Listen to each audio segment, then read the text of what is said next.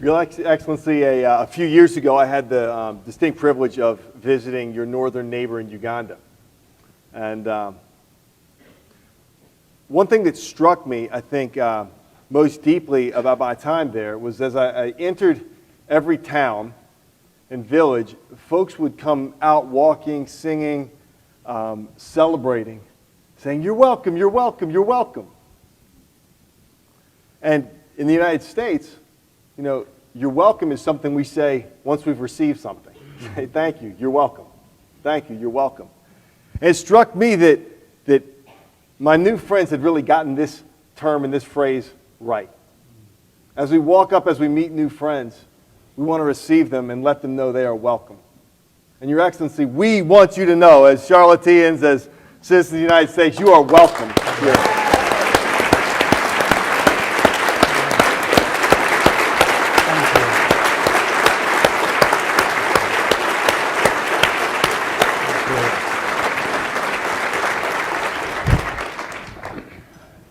And now I will do my best to speak very little and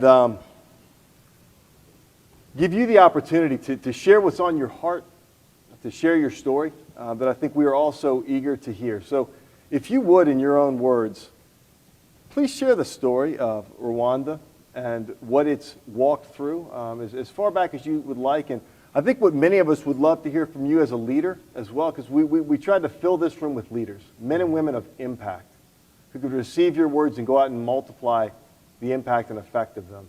So talking through your personal journey of leadership as the events in Rwanda have unfolded over the last decades would be something I think would be a great gift to all of us.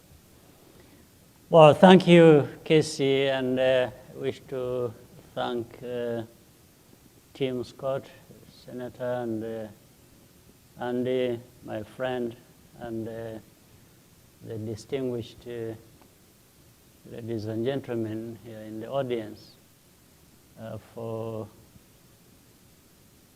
a warm welcome you've extended to me and my delegation, and for giving us this time to have a conversation with you. In fact, when Andy was making the introduction, first I thought maybe there would be some level of confusion when he talked about Uganda and then Rwanda. Sometimes people confuse, and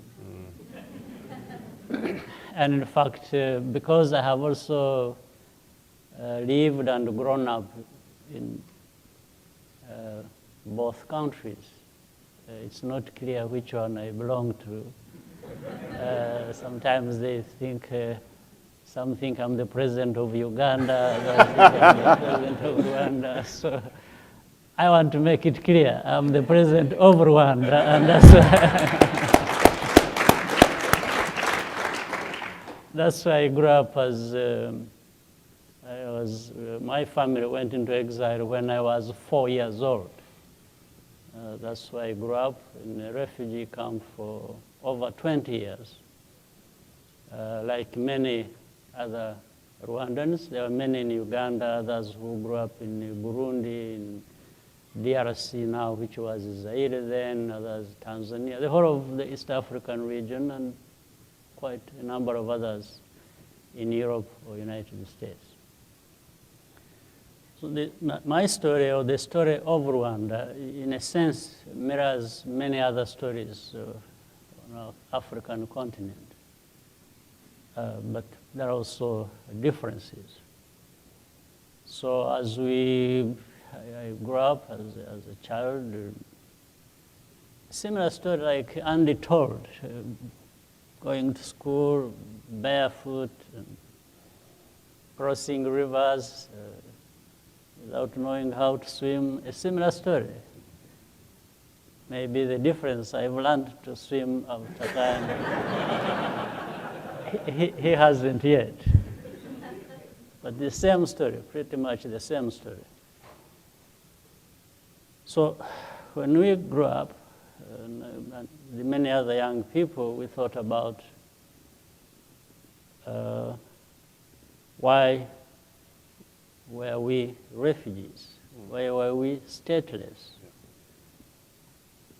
why would anyone or anyone's family live in a refugee camp almost forever, like mine and many other families did?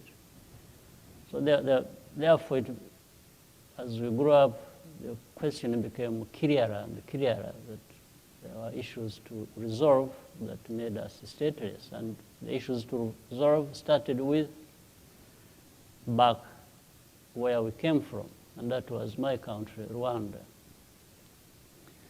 So that's how, when I try to cut the long story short, that's how we got involved in the liberation struggles. For me, two, one in Uganda, another in my own country, Rwanda. In Uganda, there was a liberation struggle that we participated in when I was very young. And then that's how I got to have what it took to be able to participate in the liberation of my own country, Rwanda. And this was long before the genocide that took place in my country. We saw 4 years of a liberation struggle, armed struggle in my country, and then followed by the total destruction of the country, where over 1 million people lost their lives, and most of those are our parents, our relatives, our friends, every family in Rwanda was affected, in fact, by this, one way or the other. You either had members of the family that became victims, or you had members of the family that were perpetrators. Yeah. So there is not a family in Rwanda that did not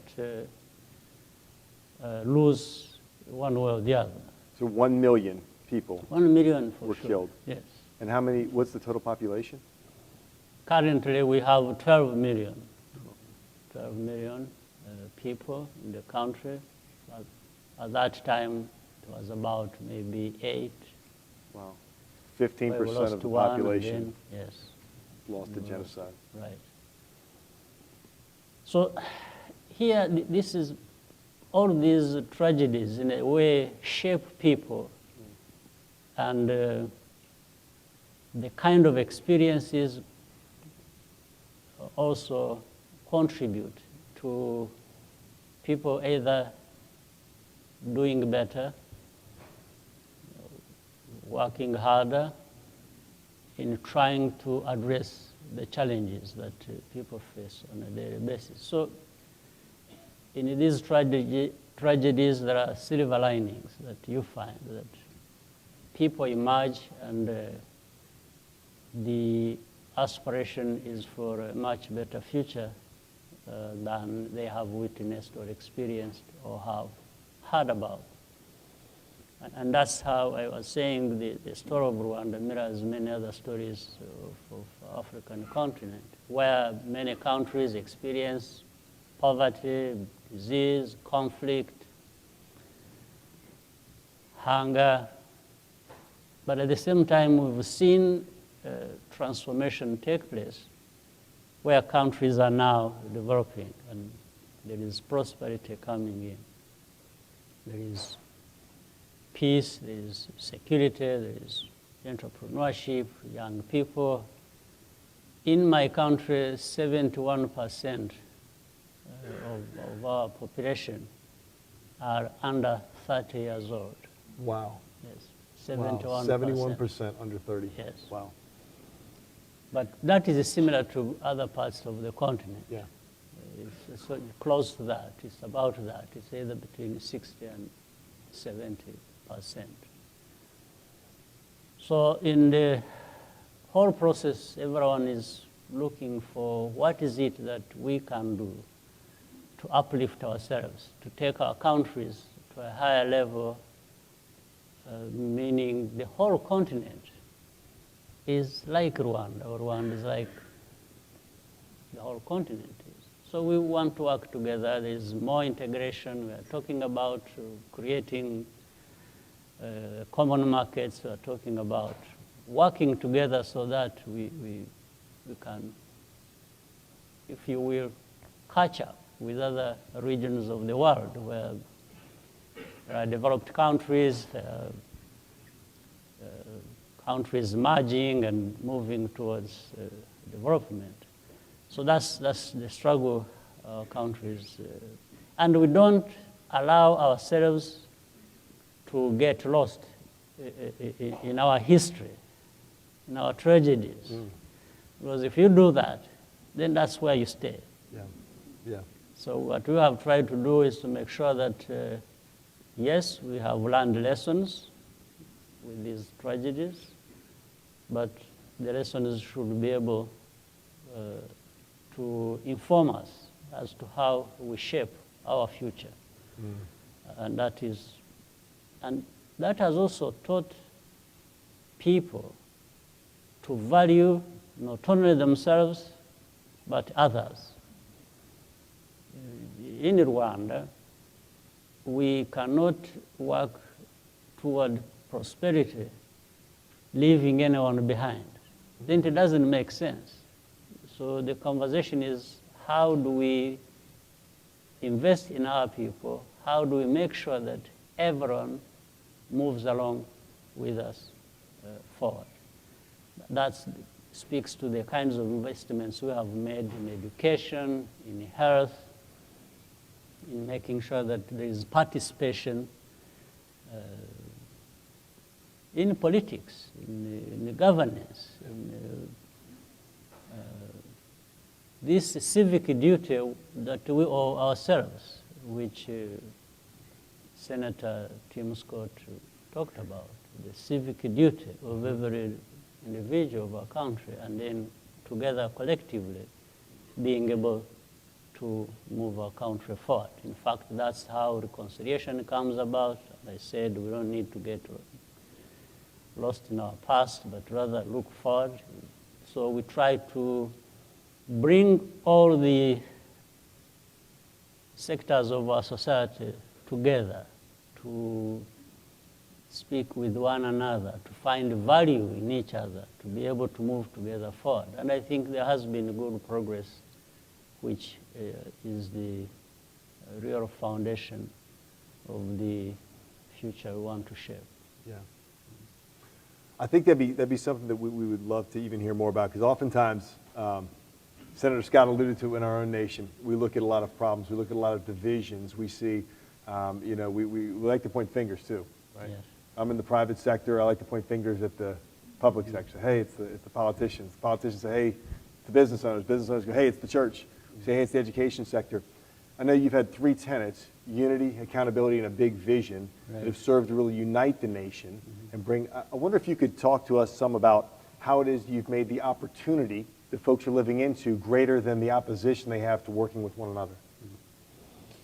You know, I also let you know that in many cases when we have talked about unity and working together and bringing everybody to, some people have misunderstood us, and we've been greatly criticized for it, because the idea here is the people question and say, how do you bring everyone together? It's like people must be different, yes, and must behave differently in any way they want. And you don't know how Americans are. It's different. Yeah. well, at least I know our own history, and we've drawn lessons from that. And we've been explaining that I think there is, when you know the theory and then want or have experienced real life, you need to bring practical things together with the theories that people know. And living a life is not like a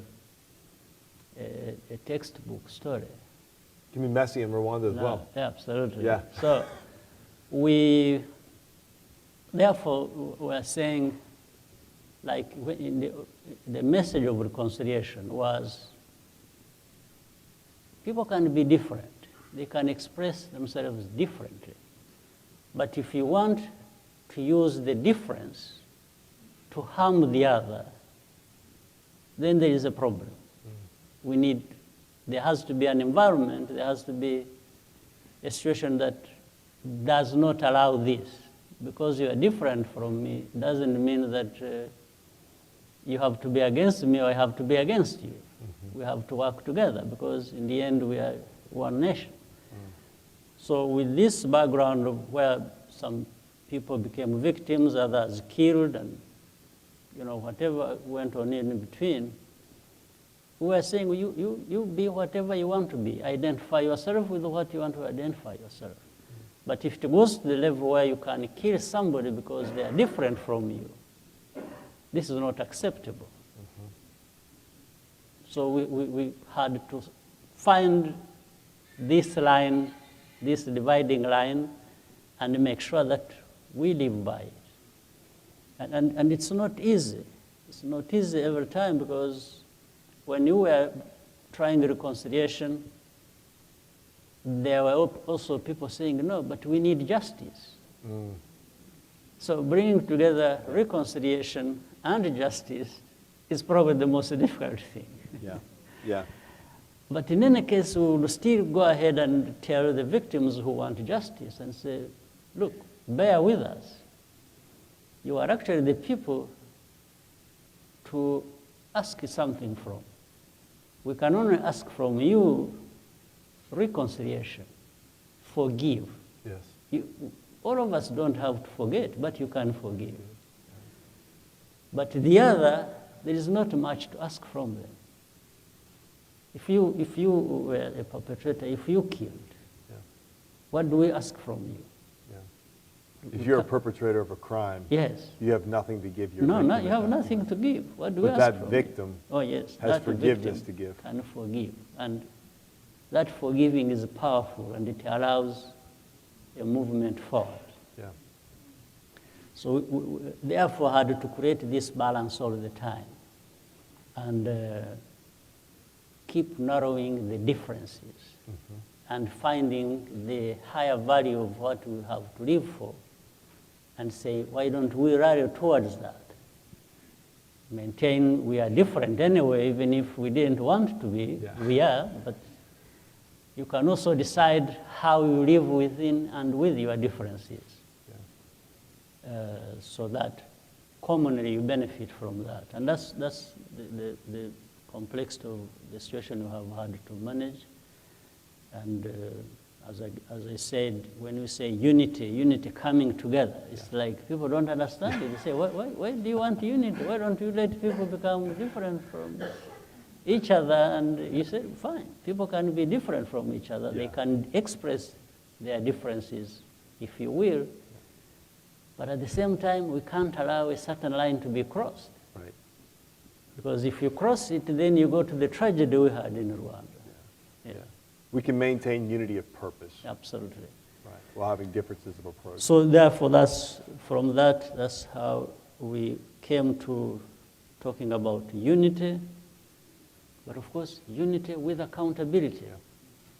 And then what else do we do after that? We have to think of how do we prepare ourselves, our nation, forward as fast as we can, and be where others are.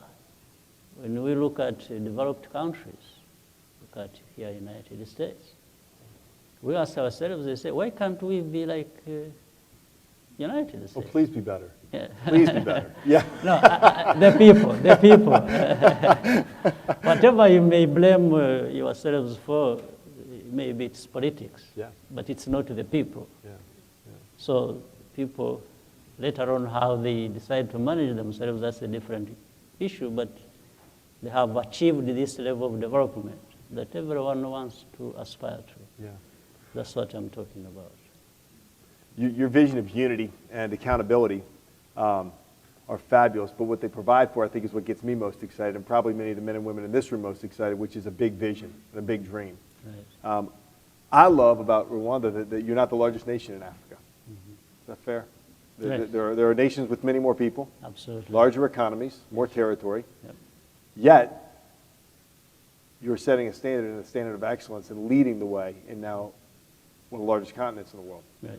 I think for those of us that call Charlotte home, we see some parallels we hope maybe for that we could live up to. And while we might not be the largest city in America, while we might not have the most That's right. folks, the most territory, we might not be the one that foreign dignitaries visit the most often, we have an opportunity. We have an opportunity if we commit to unity of purpose, if we commit to accountability with one another, and then we have a big vision for what that could mean for our nation, to see a city really come together Right. to transform the experience of all people. Because I love what you said, that man, we say sometimes as the tide rises, all the ships in the harbor rise with it. Right? As the tide comes in, all the ships rise. And what I heard you say is, hey, in Rwanda, man, as we have success, everyone needs to be included in that success and lifted up. I wonder if you could share some about your big vision for Rwanda today. Well, Where do you see Rwanda going forward? I'll share with you this. There is, for example, in the area of doing business, there is an index that was created by the World Bank in 2004, ease of doing business across the world. Around the world. We started as number 150, meaning Rwanda. Number 150 in the world, meaning among the last. Yeah. Then today, we are number 29 in the world. Yeah.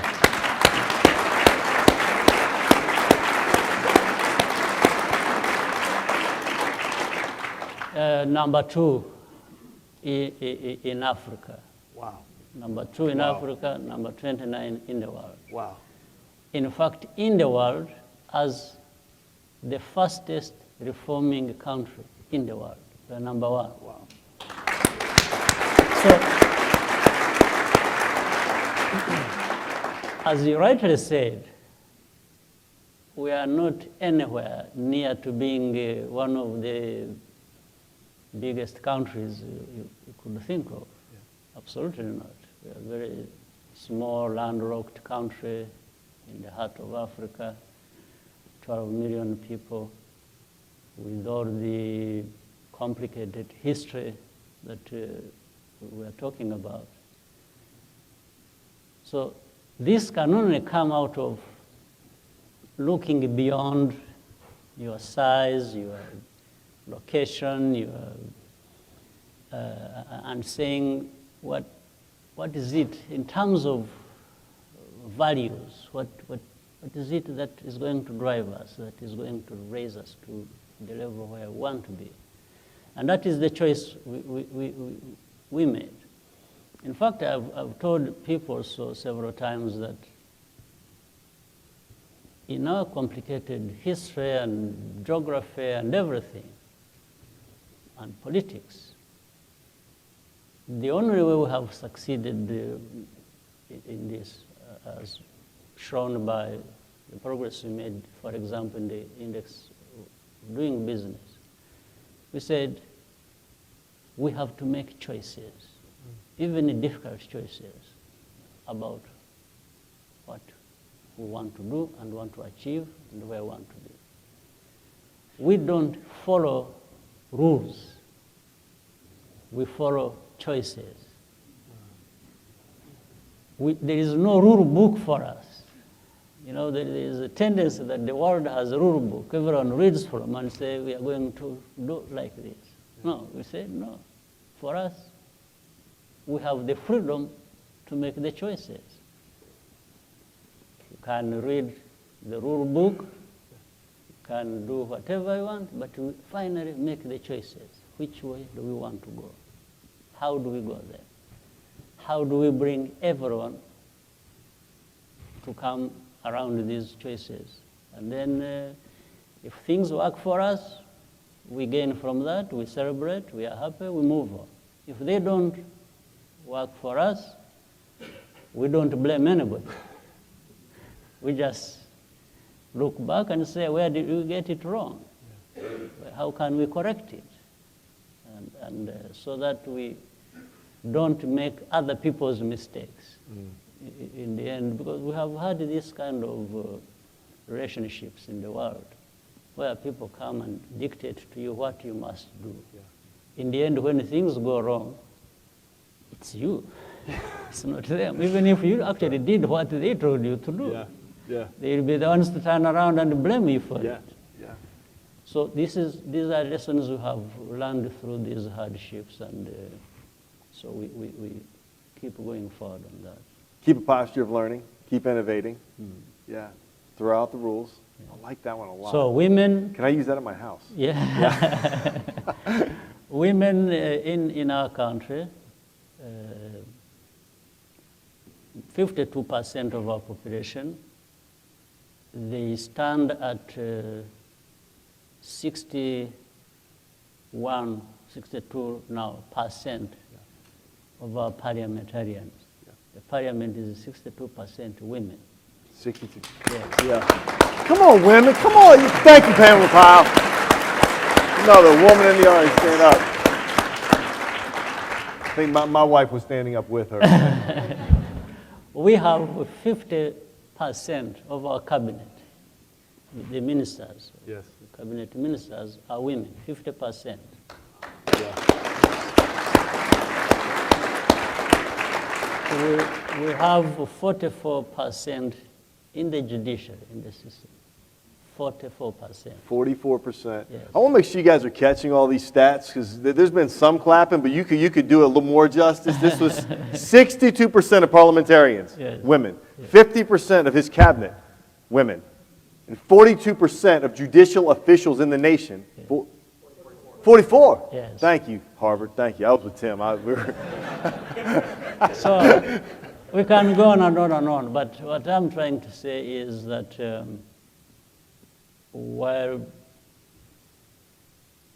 people are struggling to give justice to our societies, when it comes to women, and we find in most cases are marginalized. This is one area we also concentrated on and made sure that they are part and parcel of the whole society as we move forward. And by the way, they have equal pay. Equal pay. For Equal pay. There you go. There you go. Come on. Thank you, Mayor. Thank you.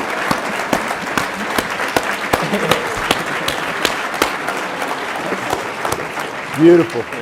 Beautiful. No, isn't this fun, making new friends? I mean, isn't this fun? Is this not fun? If you're not enjoying getting to hear stories from around the world, being encouraged by other nations, other great leaders that are, I mean, I will bet that you walked into this room and you've already taken some things away that you had no idea about, you didn't know about, man. Just the gift of this time together has been fantastic. So in our small place, in a place many people don't know, maybe here in Charlotte, people know Rwanda, but if you went to some other place, you just say, where is that, or what is that? Not too many. I think we're gifted to sit with the man that Forbes made the most influential leader in Africa. So just appreciate the gift that we're receiving during this time and the great, hard, pioneering work that you and the people of Rwanda have done for 30 years. And it's I think a beacon of light to us. It's a place of hope for us and a lot to learn. We have children enrollment rate of the first 12 years of education is 90%. So I'm sorry, say one more time. 90% of the 12 years primary and secondary education. 90% graduation. 90% wow. enrollment rate.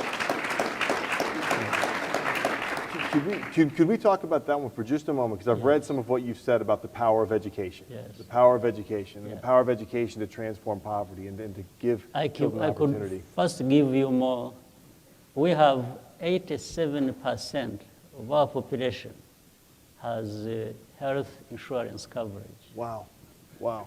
87%. 87% of the population. Yes. Now, we were talking about thinking or dreaming big and doing different things. We talked about the power of technology, of innovation, and investing in human capital.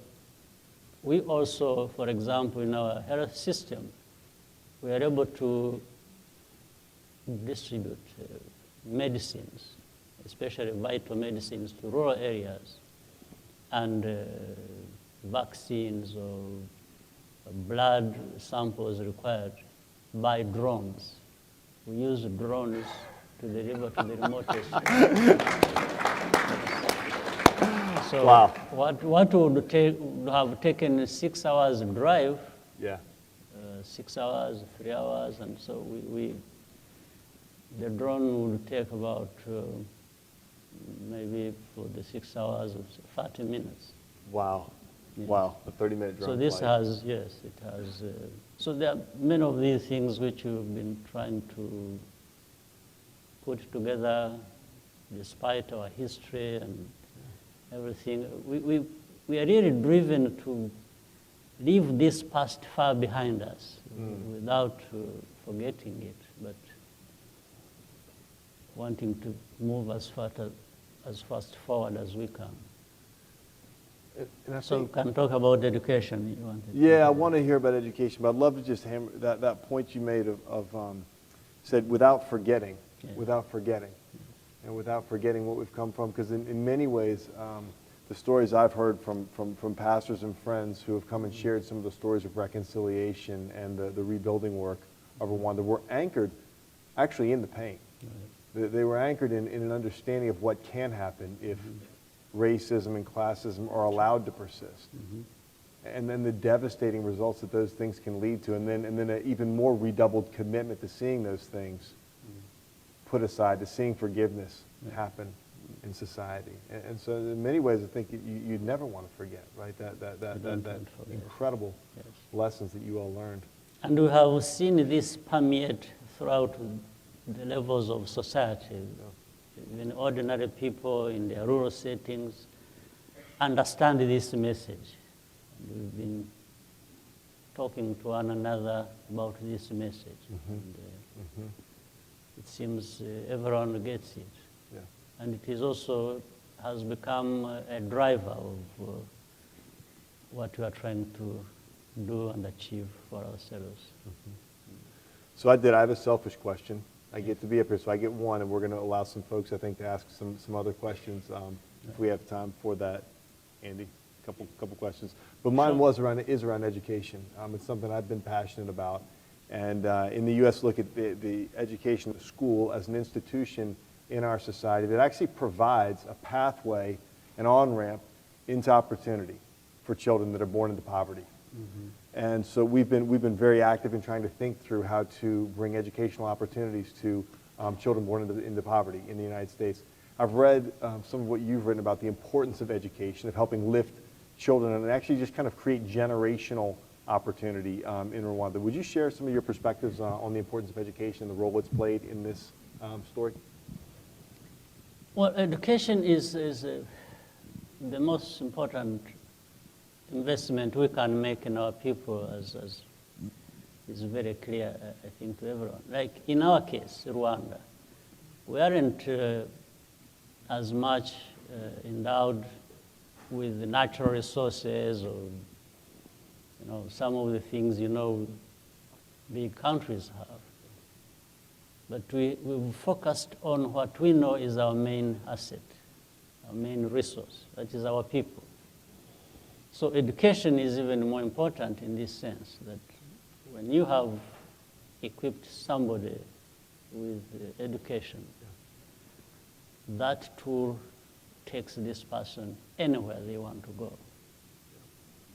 And therefore, you imagine from the person to a nation, it's the same thing. It takes the nation wherever it wants to be, just with the investment in education. But of course, with education alone, you need people with good health. So that's why for us, in fact, between education and health, this share about 30% of our national budget. Healthcare and education. Yes, 30%. 30%. Wow. So every year, year in, year out. So this is how we value education. So with education, you don't go wrong. It's an investment that doesn't go wrong. Investment people. Absolutely, there's no question about it. Fabulous. Yeah. Well, I think we're going to give the audience the gift of some questions. So, Andy, start us off. Hi, my name is 𝐿ison and I actually had the privilege of being in Rwanda in 2008. I worked on a film called Women, Power, and Politics, and I fell in love with your country. It's absolutely beautiful, and I also, like you said, really fell in love with the women there, who are doing so much and have come against such odds and really have lost their entire families, and yet had the conviction and strength to serve and to want to be part of rebuilding the country. I was also very impressed by the women in business. So many women that ended up starting their own businesses or taking over businesses after they lost their husbands. And so my question is, in terms of investment and economic growth in Rwanda, where do you see the greatest opportunity for women and women business owners? Yeah, thank you. Well, for women, the way we have been approaching it, which we thought was fair enough, is first of all, we concentrate on making sure that these gaps that have been there in the past between men and women are narrowed. But as we do that, we also want to create, to invest in our society as a whole and stop this whole thing of investing in women alone or investing in men alone. We just narrow the gap and then allow every Rwandan to move forward. So in the programs that have been there to encourage women to go into business and even support them, there are women organizations that are local to our situation. So they have been getting access to capital for them to be able to do different things as they wish, in as far as filling this gap also is concerned. And then there is the whole umbrella where we want to facilitate every Rwandan to be able to do business, not just putting all the resources or concentrating on women alone. But the initial effort of investing in their education, women education, and again, education in general, keeps helping us to narrow this gap and then having to realize everyone being able to move forward. Like we have created business development centers across the whole country by district. These business development centers are aimed at developing business people, men or women or entrepreneurs, and sharing ideas with them how they can improve on their businesses or how they can start businesses and so on. And this, now women have access to that. Initially, women did not have access to anything. They didn't have access to capital, they didn't have access to education, they didn't have access to all these other programs that were there. So we've been simply concentrating on one, eliminating these gaps, two, then are going together forward.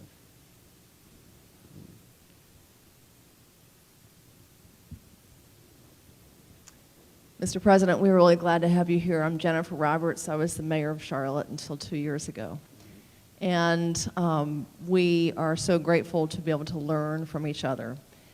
I'm very interested in your emphasis on education. And specifically would love to hear more about how you are working with technology. Because one of the challenges we have here is that we have 20,000 households in our public school system where the children have no computer at home and no internet access. And that digital divide is exacerbating the income gap and the wealth gap with the rich and the poor, with minority students, et cetera. And I know that Africa has struggled with infrastructure and technology, so I'd love to hear more about how you've confronted that issue. Thank you. I think that's a good question. We have also identified technology as indispensable enabler in all these things, whether education or health, as we are talking about. So what we did, we have invested in infrastructure that will support technologies. For example, in our country, we have laid fiber, about 4,000 kilometers length of fiber across the country to districts, to then later on to homes and other premises. The second, about close to 15 years ago now, close to 15 years, we invested with somebody, Professor Negroponte of MIT. We worked with him. He had developed a computer, a laptop, rugged and, that has many applications to it that would help kids learn computers. And we had a project called One Laptop Per Child. So our ambition was to have every child, school-going child, with a laptop in his hands or her hands. We had 2.3, we have roughly now 2.3 million children going for primary school and lower secondary school. So under this arrangement, we had wanted everyone to have a computer in their hands, but we could only afford something like 600,000 in such a short time because we had to pay for it ourselves, the government. So what we did anyway, we converted it to a situation where now kids would share computers, so that maybe one computer per every 6 children. And that means on Monday, one child will go with the computer, Tuesday they'll go home with the computer, third another one, on Wednesday, and so on, so that it rotates, so that every kid has hands on the computer at least once every week, because they have their turns and so on, as we increase the numbers so that everyone can. But what we found out was that kids with computers in their hands, apart from what they are taught at school, they are able to teach themselves so much. In fact, one time they come to school ahead of their teachers sometimes. In fact, there's a very interesting story around this. When we had just brought in computers, they put them in the stores, and then they had to take teachers for training and so on and so forth. But the kids said, no, but why don't you give us computers while you are still training?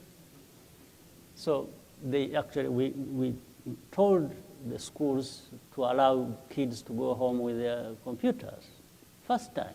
Breaking rules. Yes, but when the teachers were undergoing training for 3 weeks, by the time they came back, the kids were ahead of them. Wow. So they were able to, so that is how we are only limited in a way by, not having always sufficient means, but we already have a good measure of what technology does and what kids, young people are able to do once they are given this opportunity. It's self-evident, and we just keep trying to do more and better and move on. Fabulous.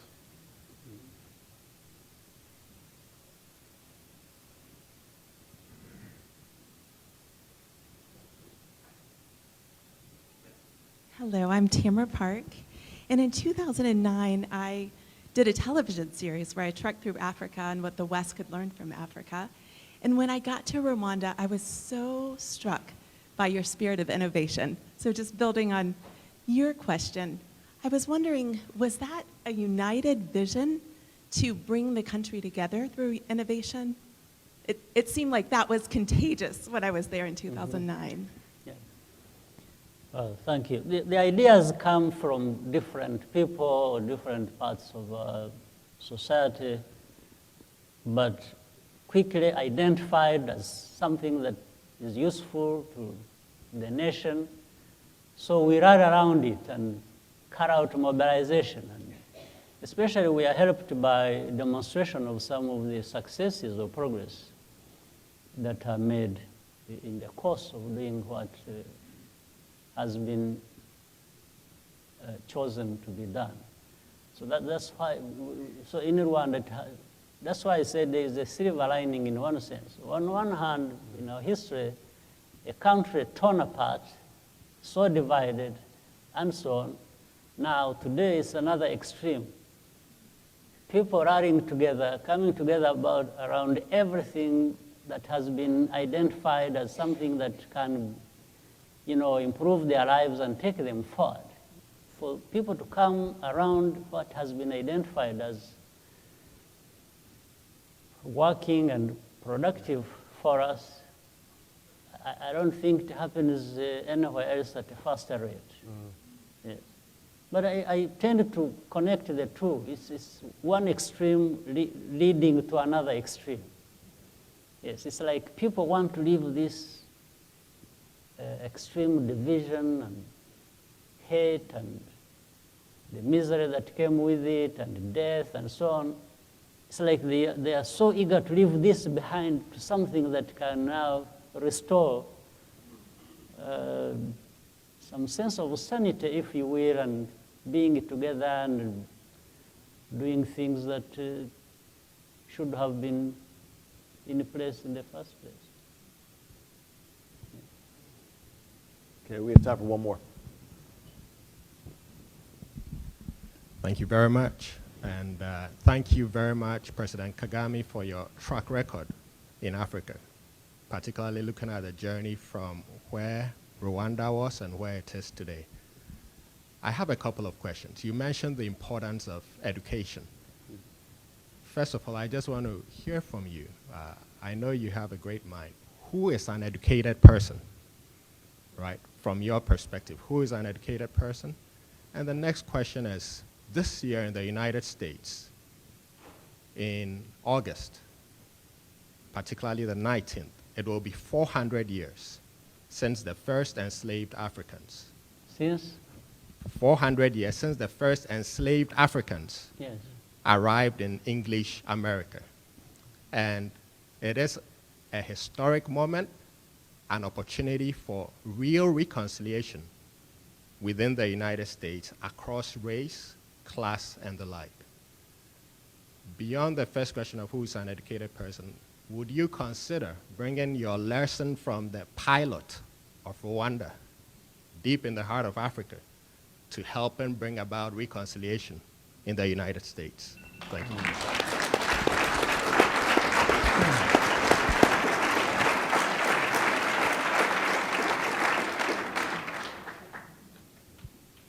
There are two parts of education, if I may attempt to answer your question. One part is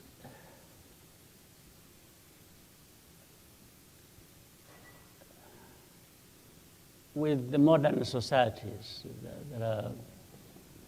You learn to read, to write. It's languages, it's science, it's technology, it's all kinds of things that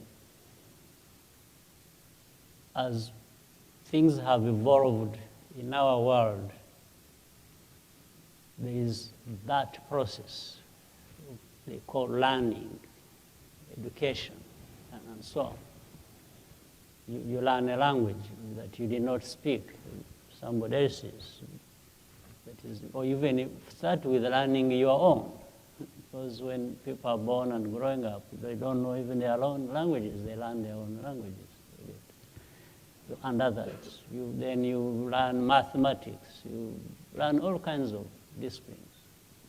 So that's one part. It is almost taken for granted that people who want to, as they grow up, as they develop, you learn these things. Now, education per se has another nuance in addition to that. education or learning, maybe I can combine both of them. An educated person is therefore, you've got this knowledge. What do you use it, how do you use it? What do you use it for? Yes. What in solving a problem, your own or society's problem. So there are these two parts, therefore, in my view. The educated person is the one who has had the traditional school process, but at the same time, how do you transition from that to making a good use of it? And they add good use of it. Yes, then you are educated. This is what I see as an educated person.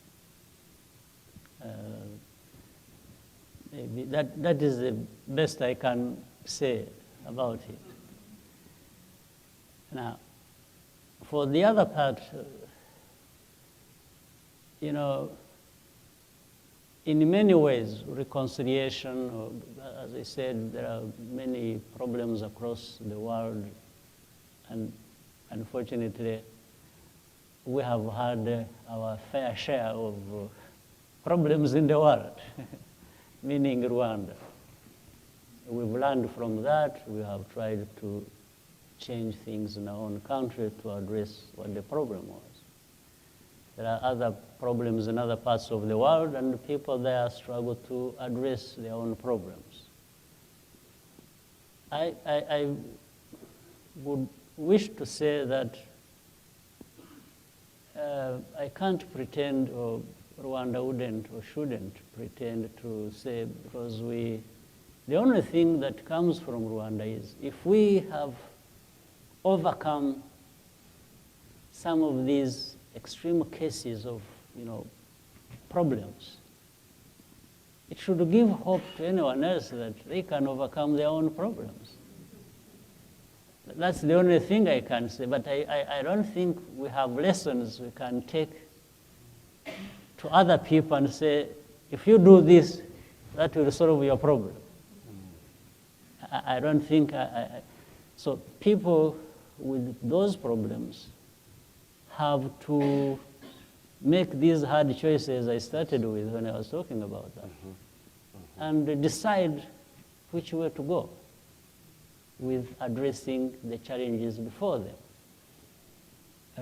Well, if they want to make a reference to say, look, Rwanda did it, and they were at the lowest level of any nation in their lifetime. But they have risen out of that and are here. It's like the main thing is, if Rwanda has done it, what reasons do we have not to try and overcome these challenges ourselves? Yes, that is the only thing I can't tell people that, you know, because we did this and have made this progress, you should do the same. I think what I appreciate what I heard in the question was one, hey, what is an educated man? And what I heard you say was an educated man who's received knowledge, he's received teaching, he's received training. The question, though, if that educated man or woman becomes effective is what they do with it. Yes. What they do with the investment they've received. Right?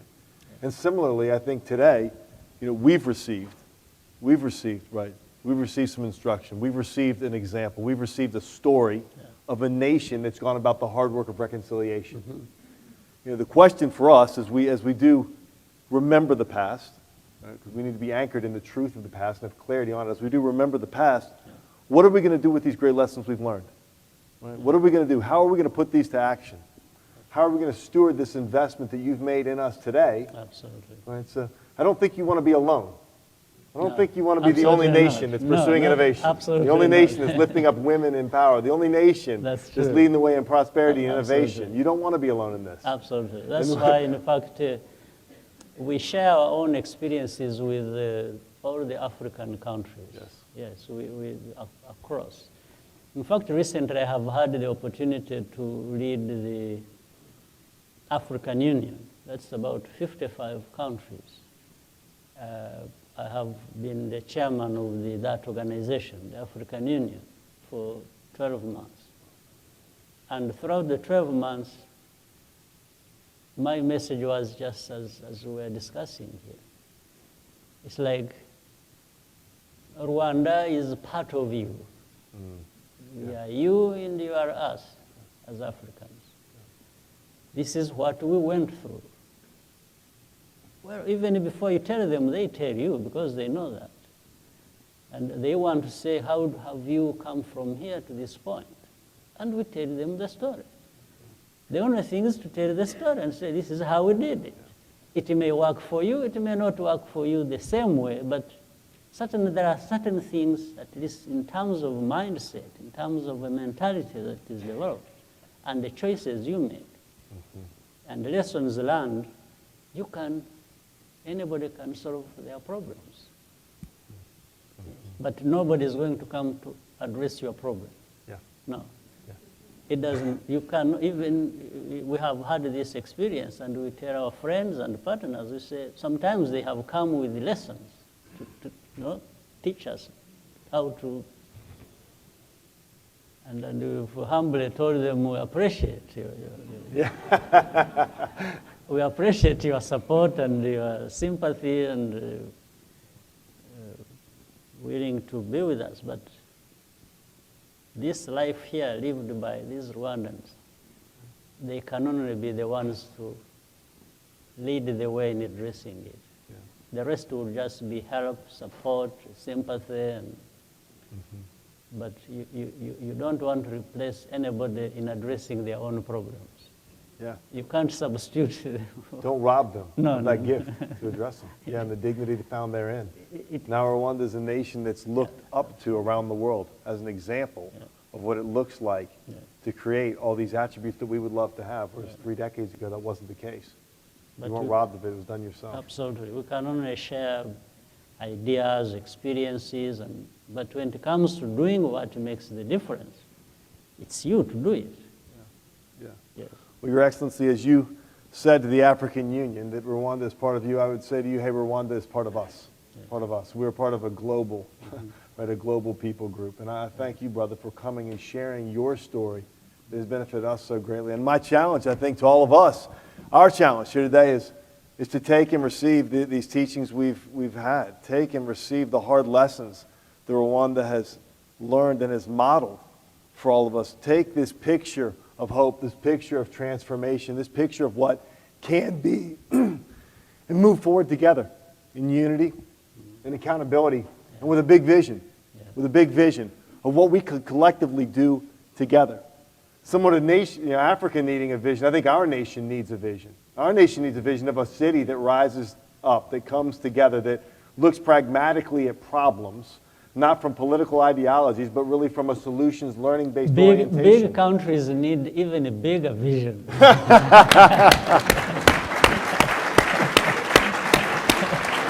Charlotte, please join me in thanking His Excellency President Paul Kagame, Rwanda.